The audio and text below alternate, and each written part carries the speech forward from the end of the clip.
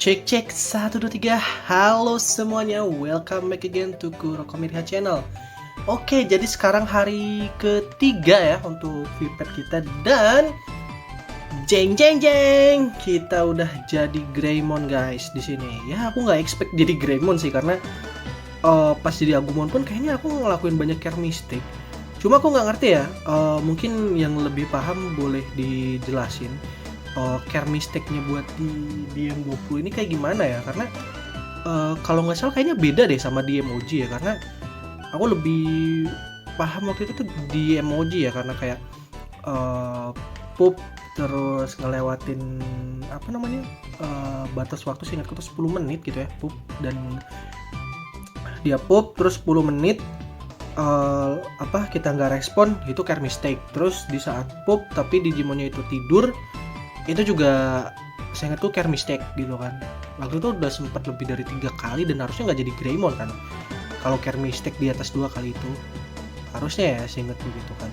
Nah di sini enggak, jadi mungkin yang lebih paham antara perbedaan di emoji dan DM20 silahkan komen ya guys, biar yang lain juga paham gitu kan. Nah terus kita coba cek statusnya. Di sini namanya Greymon of course karena ini device iOS. Terus di sini age-nya 6, 32, ini status strength. Oke.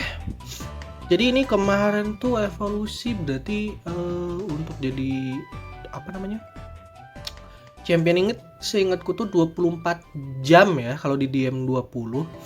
Dan aku pakai sedikit trik sebenarnya ya agar cepat dapat Greymon, yaitu dengan cara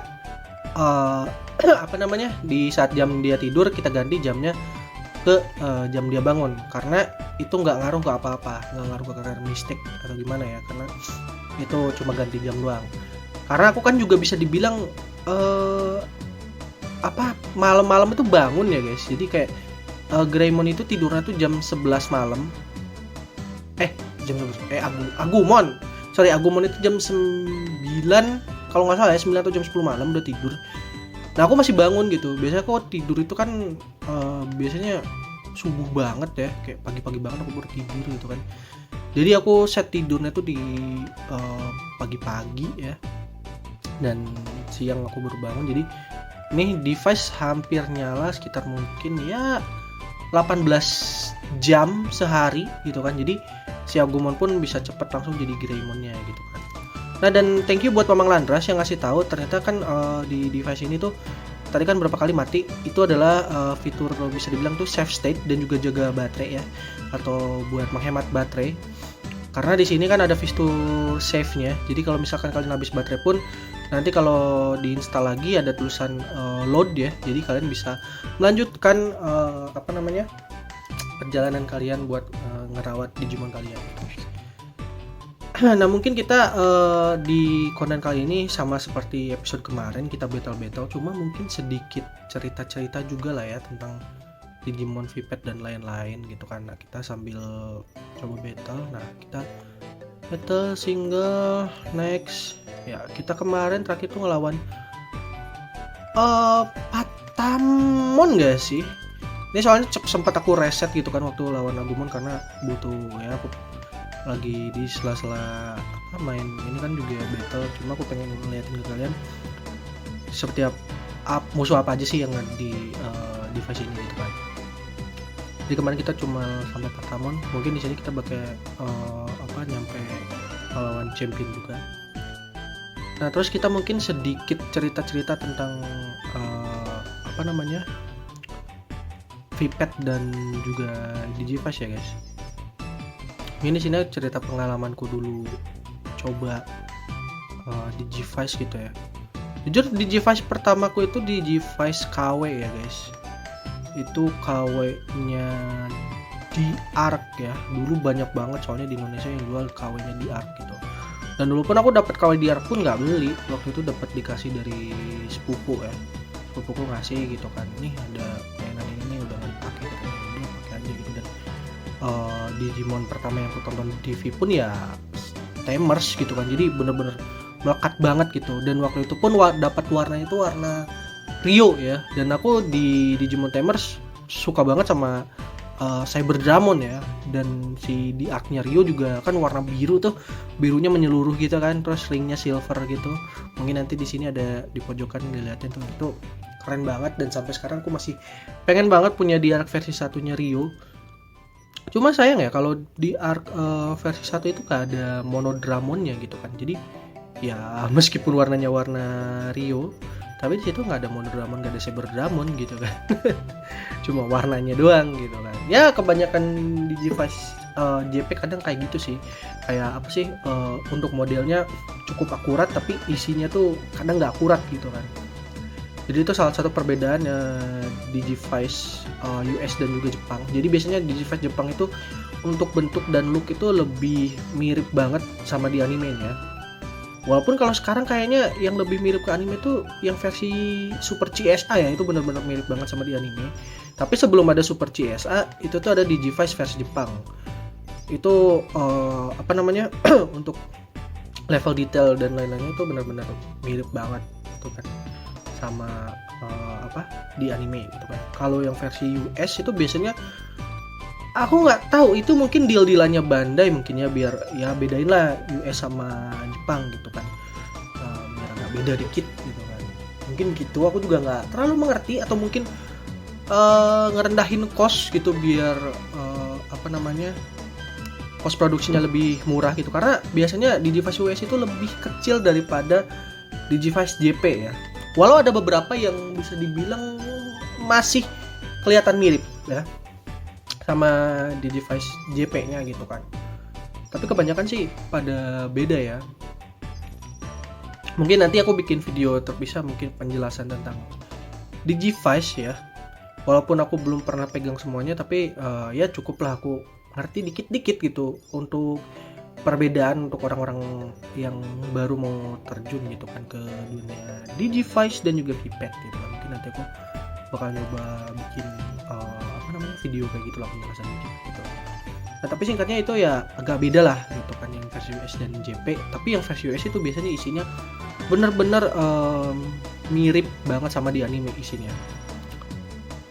Contoh yang paling simpel tuh yang aku punya sekarang tuh ya ini ya, Fusion Loader. Ini kalau kalian lihat dari bentuk ini kan beda banget ya sama Cross Loader. Ini kayak buntet gini, layarnya nggak kotak gitu kan, terus ininya bukan loader tapi tombol gitu kan, terus ini juga harusnya tombol, dan ininya nggak bisa di slide dibuka gitu kan. Kalau cross loader kan ini bisa dibuka gitu. Tapi untuk gameplay di sini, ini ceritanya benar-benar mengikuti cerita di animenya guys, kasih apa namanya si Fusion Loader tadi gitu, dimana kita ngelawan Bagra Army dari awal benar-benar Taiki dan kawan-kawan masuk dunia digital sampai nanti akhirnya ngelawan Bagramon di dunia manusia, di dunia nyata yang pakai Swordman Cross 7 ya.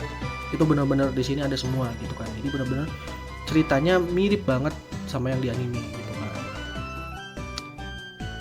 Itu menurutku untuk Digivice US kalau kalian memang benar-benar nyari gameplay ya ambillah Digivice US gitu. Yang cuma sayangnya sekarang untuk nyari Digivice US itu entah kenapa sulit banget ya. Karena dulu seingatku ya kalau Digivice US itu gampang banget buat didapetin gitu, nggak terlalu susah gitu kan. Sedangkan sekarang kayaknya susah banget gitu. Kebanyakan tuh Digivice JP yang sebenarnya untuk dikoleksi bagus-bagus aja sih guys, tapi gimana ya, berasa kurang gitu kalau untuk sambil dimainin gitu kan. Ya walau memang kalau sekarang demand-nya lebih ke VPET ya daripada Digivice, karena pertama VPET masih banyak keluar yang versi-versi baru kan, kayak DMX, Pendulum Z, terus terbaru kemarin kita dapat DM Color ya, Digimon Color, terus juga VB pun ya bisa dibilang mirip-mirip sama VPET gitu kan. Jadi Digivice tapi Digimon VPET itu sekarang makin banyak digandrungi gitu kan. Cuma kalau dulu tuh zaman aku join di Digin, komunitas Digin itu yang pada pegang VPET tuh masih cukup jarang gitu kan. Karena pertama mungkin VPET itu kan ya namanya virtual pet, benar-benar kita harus ngurus gitu kan. Terus juga waktu itu kan kita jarang ketemu orang dan belum ada ekom buat trigger battle. Jadinya ya kalau mau battle benar-benar harus pas lagi di di event gitu, kalau kita lagi gathering, atau bahkan ya harus punya Digivice buat jadi tumbal atau VPET lainnya buat jadi tumbal gitu kan. Biasanya kita kayak gitu kan untuk pakai VPET gitu. Kayak dulu pun aku punya VPET sama satu Digivice tumbal, itu di power, itu pun di power rusak ya, yang udah tidak layak pakai sebenarnya. Ya intinya kayak gitu. Dulu tuh perlu samsak lah istilahnya gitu. Kalau sekarang kan misalnya nih kalian beli device modern kayak DM20, ya kalian nggak perlu, kalau mau evolusi untuk requirement battle ya kalian nggak perlu connect ke Digivice lain, ya tinggal ini aja nih masuk apa sih ini bisa disebut ya, Colosseum gitu kan, tinggal battle aja nih lawan sini, ya kalian udah bisa menang gitu kan, udah bisa requirement battle kalau kalian menang gitu. Misalkan butuh 15 kali battle, ya udah tinggal 15 kali battle di sini menang, ya udah beres gitu kan, udah fulfill requirement buat evolutionnya gitu. Kalau dulu kan rada susah gitu kan.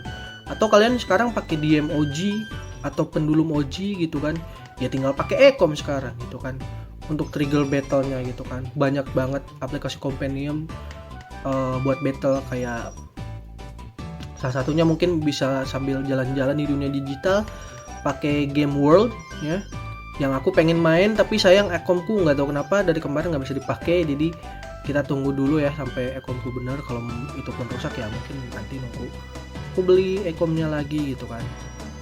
Wih, kita lawan Agumon nih guys ya. Jadi intinya kalau sekarang untuk VPET lebih mudah lagi, dan kayaknya komunitas Digimon banyak banget yang lebih prefer ke VPET karena ya pertama kayak DM20 ini affordable, DMX juga sekarang kan udah keluar versi US yang tidak premium Bandai, itu juga affordable. Pendulum Z masih sedikit cukup lumayan masih bisa di alokasikan lah dananya karena cukup masih affordable, disebut affordable banget enggak, tapi masih bisa lah, masih cukup lumayan murah gitu kan. Atau kalian nyari DMOG pun kayaknya yang tidak terlalu rare DMOG-nya, kayak mungkin DMOG versi 1 atau versi 2 harganya masih bisa dijangkau gitu kan. Dan dengan adanya World terus Ecom dan Dcom itu bisa playability-nya lebih jauh lagi gitu kan, kita bisa interaksi dengan orang online gitu. Dan yang pasti yang aku tangkap dari VPET itu, dia kan nggak ada mekanisme aneh-aneh, gimmick aneh-aneh ya. Gimmicknya tuh benar-benar udah di dalam gameplaynya gini gitu kan. Kayak misal di DMX itu kan gimmicknya die ya, atau Digimon antibody gitu kan. Itu Digimon antibody gitu kan. Ini malah pup lagi. Digimon antibody gitu yang roll dash itu kan di dalam layarnya gitu kan di sini. Sedangkan kayak dulu pendulum X itu kan dipakai LED ya, bukan LED sih, pokoknya lampu lah di sini gitu kan, sign atau die. Jadi lebih mudah, terus juga untuk mekanismenya pun ya, Vegemon ini champion pertama kita nih, musuh champion pertama kita lawan. Ya jadi nggak ada sistem aneh-aneh gitu. Kayak misalkan kalau di Digivice detektor itu ada light sensor, terus di arc atau di power itu kita harus slash card. Itu kan ada komponen-komponen yang sebenarnya kalau mainnya terlalu brutal itu bakal cepat rusak gitu kan. Sedangkan kalau yang kayak gini ya menurutku pasti aman sih untuk permainan jangka panjang, karena VPET pun di luar sana aku lihat jarang banget nemuin VPET yang rusak gitu. Kalau rusak pun paling ya tombolnya mendelep, terus yang mungkin LCD-nya yang lemah gitu kan. Tapi yang benar-benar sampai sistemnya rusak menurutku nggak ada gitu kan. Kita coba sekali lagi nih guys. Nih kita melawan Digimon gagal Evo semua ya. Nah jadi untuk VPET ini menurutku bagusnya di situ ya, untuk sekarang kenapa digandrungin banyak orang. Mungkin ya itu nggak tahu ya, perasaanku aja, mungkin dari situ salah satunya. Dan ya mungkin lebih gampang juga untuk dimodif ya, kayak datanya untuk masuk ke Ecom dan segala macam gitu kan. Aku nggak ngerti juga, tapi ya mungkin itu salah satunya. Dan yang pasti banyaknya rooster yang bisa kita raise ya, yang bisa kita yang bisa kita rawat lah gitu kan. Digimonnya kayak di sini kan DM20 kalau nggak salah lebih dari 100 Digimon yang bisa kita rawat gitu kan. Artinya itu kan banyak banget, kalian bisa pilih Digimon apa yang kalian suka gitu. Sedangkan kalau di device ya isinya pasti Digimon yang ada di animenya gitu kan. Yang kalau buatku ya suka-suka aja sama Digimon ya, bebas-bebas aja, dan aku suka gameplay, suka game gitu kan. Tapi untuk beberapa orang mereka lebih mementingkan ya ini gitu kan, cara merawat Digimon dan lain-lain gitu kan. Itu mungkin salah satu yang kenapa VPet sekarang makin banyak digandrungi gitu kan. So jadi mungkin untuk episode kali ini kita sampai sini dulu. Tapi sebelum penutupan mungkin di sini aku ngasih sedikit info yang kemarin kayaknya lupa ya. Jadi di sini setelah kita habis jadi Koromon atau Agumon ya, ini kita bisa pilih buat bikin telur baru ya. Ini bisa bikin telur baru, jadi ini bisa raise 2 Digimon, jadi kita bisa merawat 2 Digimon sekaligus. Thank you buat Mamang Landras yang mengingatkan ya. Dan juga kalau aku sih untuk sekarang sih nggak bakal race dulu ya, jadi cukup satu dulu karena kita fokusin satu-satu aja gitu biar nggak terlalu ribet gitu kan untuk race Digimon. Dan ngelanjutin tadi dimana kalau VPet itu enaknya dia nggak terlalu banyak komponen yang aneh-aneh, jadi kemungkinan rusaknya itu cukup lumayan minim. Nah ini ada juga satu device yang menurutku bagus juga, jadi nih, ini adalah Digivice Datalink ya, atau versi Inggris dari Digivice IC. Jadi ini Digimon Savers ya. Ini sebenarnya device yang bisa dibilang cukup aneh ya. Sebelum adanya VB, ini salah satu device yang setengah-setengah gitu. Karena kita bisa lihat di sini menunya modelan kayak VPet gitu kan. Bisa kita lihat nih. Tuh, milih menu di atas gitu kan. Ini menunya mirip kayak VPet. Soalnya kalau kita lihat nih, di sini ada menu status, ya, ada hungry juga gitu kan.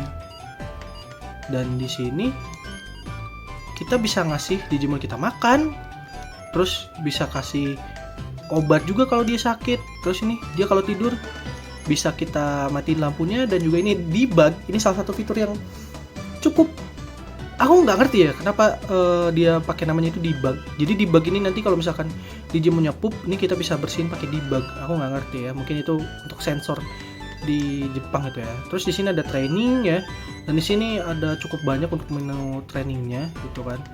Ini ada fitur Colosseum juga gitu kan. Nah bedanya di sini sama seri Digivice lainnya tuh di sini nggak ada yang namanya itu sistem pedometer. Jadi kalau kalian shake kayak gini pun nggak bakal terjadi apa-apa karena ini memang bukan pakai pedometer. Digimon musuhnya itu bakal datang tiba-tiba gitu, kayak random encounter gitu. Dan di sini untuk battle ya bisa di Colosseum, sama kayak si DM20 ini juga gitu kan.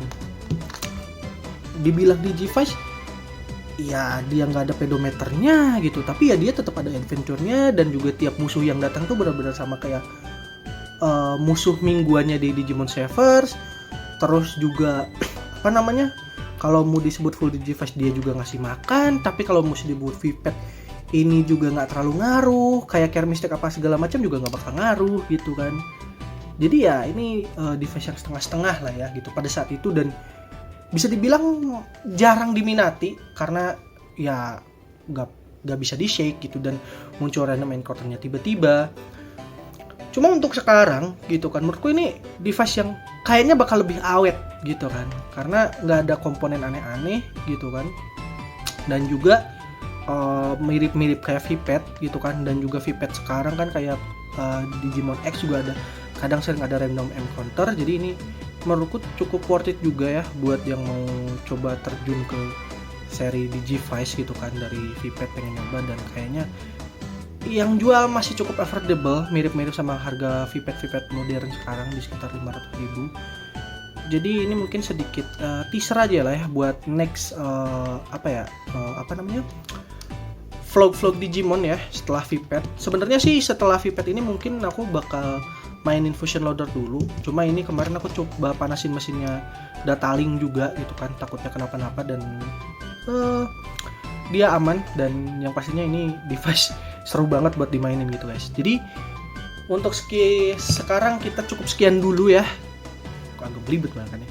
Jadi thank you guys sudah nonton, sampai jumpa di next episode selanjutnya guys. Bye bye.